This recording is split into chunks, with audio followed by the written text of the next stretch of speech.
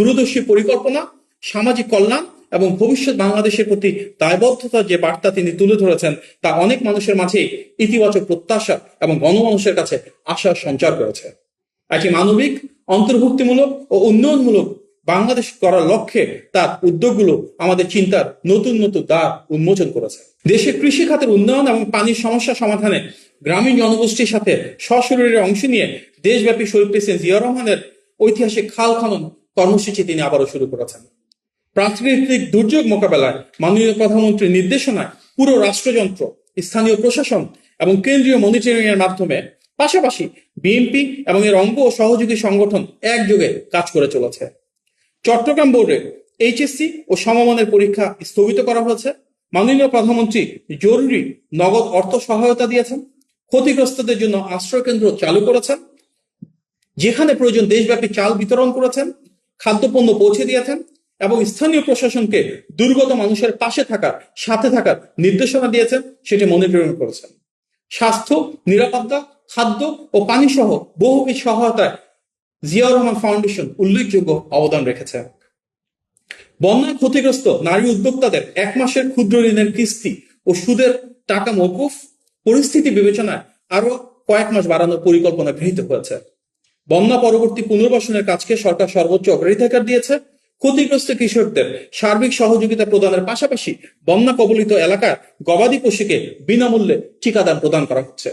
একই সাথে জেলে সম্প্রদায়ের জন্য বিশেষ প্রণোদনা এবং প্রতিটি শ্রেণী ও পেশার মানুষের জন্য কিভাবে পাশে থাকা যায়, সাথে থাকা যায়, সেটি নিয়ে বিভিন্ন ধরনের সহযোগিতার হাত বাড়িয়ে দেওয়া হচ্ছে। প্রথাগত প্রোটোকল ভেঙে মাননীয় প্রধানমন্ত্রী নিয়মিত তৃণমূল মানুষের সঙ্গে সরাসরি কথা বলছেন, তাদের মতামত শুনছেন এবং জাঁকজমক পরিহার করে প্রান্তিক পর্যায়ের মানুষের মাঝে সময় কাটাচ্ছেন। জেলা সফরেও আনুষ্ঠানিকতার বাইরে গিয়ে তিনি সাধারণ মানুষ ও শিশুদের সঙ্গে মিশে যাচ্ছেন, তাদের জীবনযাত্রার খোঁজ নিচ্ছেন। প্রতিনিয়ত আমরা সেটি দেখতে পাচ্ছি। রাস্তায় যাতায়াতের সময় সাধারণ মানুষের মতোই সিগন্যালে গাড়ি থামিয়ে অপেক্ষা করছেন, ট্রাফিক নিয়ম মেনে চলছেন। রাষ্ট্রনায়ক হিসেবে আচরণের একটি নতুন মানদণ্ড তিনি প্রতিদিন সেট করে যাচ্ছেন। দীর্ঘদিনের ভিআইপি সংস্কৃতির অবসান ঘটিয়ে তিনি নিজের বহরে গাড়ির প্রোটোকলের সংখ্যা কমিয়েছেন এবং বিদেশ সফরের প্রাককালে বিমানবন্দরে বিদায় জানানো লোক সংখ্যা কমিয়ে এনেছেন এবং বিদেশ সফরের আগে ও পরে সংবর্ধনা করার যে সংস্কৃতি ছিল সেটাকে সম্পূর্ণ বন্ধ করে দিয়েছেন। দেশের আইন প্রণয়ন ও গণতান্ত্রিক ব্যবস্থা সম্পর্কে ব্যবহারিক ধারণা দিতে শিশুদের জন্য জাতীয় সংসদের অধিবেশনে সরাসরি গ্যালারিতে বসে থাকার সুযোগ করে দিয়েছেন।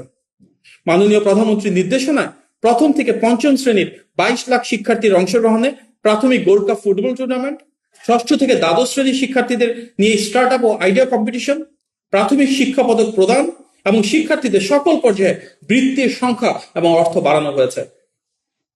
সংসদ এবং সংসদের বাইরে বিরোধী দলগুলোর স্বাধীন রাজনৈতিক ও গণতান্ত্রিক কার্যক্রম পরিচালনার সুযোগ নিশ্চিত হয়েছে। মাননীয় প্রধানমন্ত্রী এমন বাংলাদেশের রূপকল্প দিয়েছেন যেখানে দল মত পথের ঊর্ধ্বে উঠে সবাই দেশের স্বার্থে, দেশের সার্বভৌমত্ব রক্ষার্থে গণতান্ত্রিক মূল্যবোধকে ধারণ করে একসাথে কাজ করে যাবেন।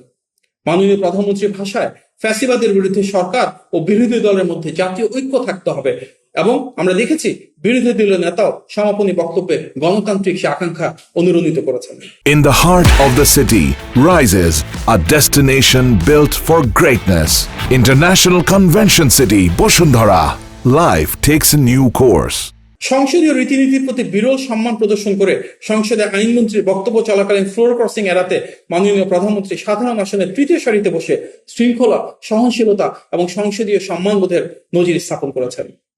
রাষ্ট্রীয় নির্দেশনার মাধ্যমে যে কোনো সরকারি বা রাষ্ট্রীয় অনুষ্ঠানে ব্যানার ও ফেস্টুনে মাননীয় প্রধানমন্ত্রী তার নিজের ছবি ব্যবহারকে সম্পূর্ণভাবে নিষিদ্ধ করেছেন। অবহেলিত প্রাণীদের সুচিকিৎসা নিশ্চিত করতে মাননীয় প্রধানমন্ত্রীর পৃষ্ঠপোষকতায় বাংলাদেশ অ্যানিমেল ওয়েলফেয়ার অ্যাসোসিয়েশন, যেটি ফ্রি অ্যানিমেল ক্লিনিক ও 24 ঘন্টা জরুরি ফ্রি অ্যাম্বুলেন্স সেবা চালু করেছে এবং দেশ জুড়ে প্রাণীদের রক্ষায় বিশেষ গুরুত্ব প্রদান করেছেন। দেশের মহান বীরদের প্রতি শ্রদ্ধা জানিয়ে জাতীয় সংসদের দর্শক গ্যালারির নামকরণ করা হয়েছে বীর শ্রেষ্ঠদের নামে। জাতীয় কবি কাজী নজরুল ইসলামের স্মৃতির প্রতি সম্মান জানিয়ে 2026-27 অর্থ বছরকে রাষ্ট্রীয়ভাবে নজরুল বর্ষ হিসেবে ঘোষণা করেছেন। জাতীয় সার্বভৌমত্বের সুরক্ষায় বাংলাদেশ সেনাবাহিনীর প্রতিটি মহড়া তিনি যখনই সুযোগে অংশ নিয়েছেন, সেনা ক্যাম্পে গিয়ে সাধারণ খাবার গ্রহণ করেছেন এবং এই বাহিনীর মনোবল বৃদ্ধিতে সার্বভৌমত্বের দিক থেকে যথেষ্ট ভূমিকা রেখেছেন। জাঁকজমকপূর্ণ জীবন পরিহার করে মাননীয় প্রধানমন্ত্রী জনাব তারেক রহমান রাষ্ট্র পরিচালনায় যে অভিনব, জনকল্যাণমুখী ও সংবেদনশীল দৃষ্টান্ত স্থাপন করেছেন তা আজ দেশের মানুষের মধ্যে গভীর আস্থা তৈরি করেছে। তার প্রতিটি পদক্ষেপ তা দুর্গত মানুষের পাশে দাঁড়ানো হোক বা প্রোটোকলবিহীন ভাবে সাধারণ জীবনযাপনের মাধ্যমে হোক, এদেশের প্রতিটি শ্রেণী, পেশা, ধর্ম, বর্ণ, জাতি, গোষ্ঠী সকলের প্রতিনিধিত্ব নিশ্চিত করেছে।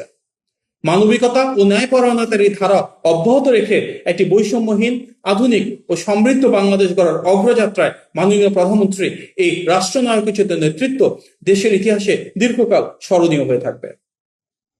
প্রিয় সাংবাদিক ভাই ও বোনেরা, একটি ধ্বংসস্তূপের উপর দাঁড়িয়ে যাত্রা শুরু করে মাত্র 5 মাসে এই বিশাল কর্মযজ্ঞ সম্পন্ন করা কেবল তখনই সম্ভব হয় যখন সরকারের পেছনে জনগণের অকুণ্ঠ সমর্থন, আস্থা এবং ভালোবাসা থাকে।